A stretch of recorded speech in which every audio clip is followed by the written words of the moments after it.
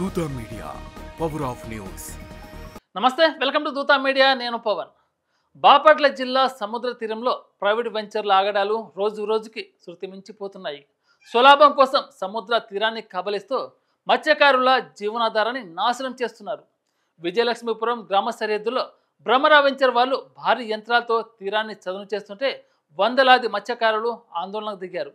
ఈ ఘటన స్థానికంగా కలకలం రేపుతుంది. ఈ అక్రమాల వెనుక ఎవరున్నారు?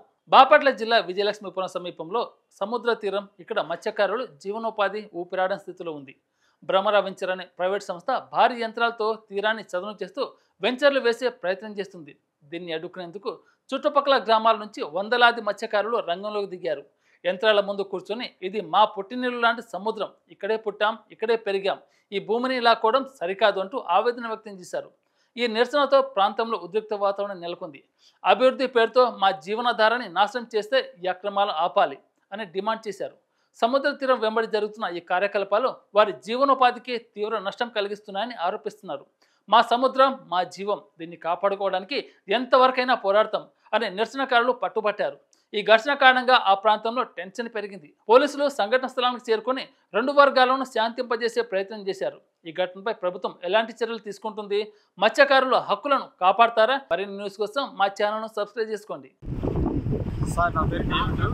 దాదాపు మా పిల్లల కాడి నుంచి మేమంతా దాదాపు ఒక 100 ఏళ్ళ కాడి నుంచి ఇక్కడే కాపురం గడుపుతున్నాం. మా తండ్రి వాళ్ళు పోయారు, మేము కూడా మా ముసలితనంలో వచ్చాం.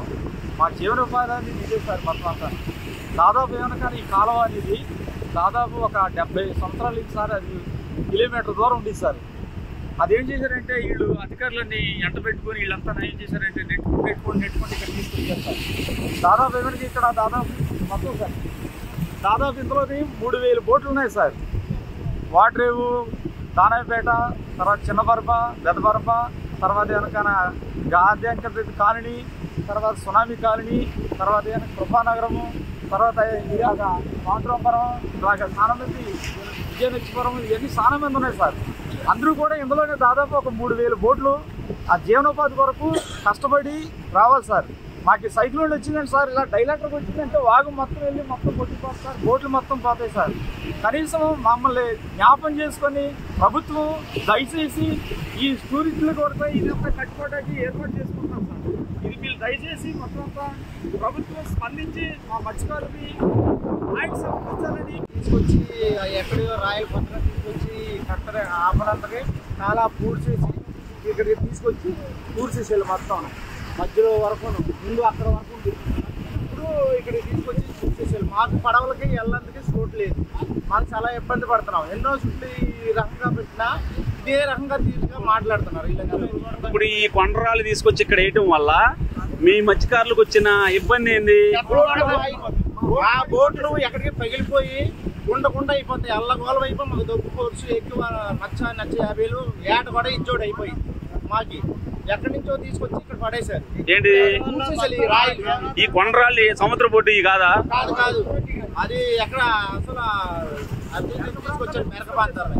అంటే దీన్ని పూడ్చడానికి బయట నుంచి కొండరాళ్ళు తెచ్చారు, తీసుకొచ్చారు. ఇప్పుడు ఆ రోడ్డు వేస్తుంది ప్రభుత్వం కదా? సొంతంగా చెరువులకి టూరిస్టులు వేసుకుంటున్నారు సార్.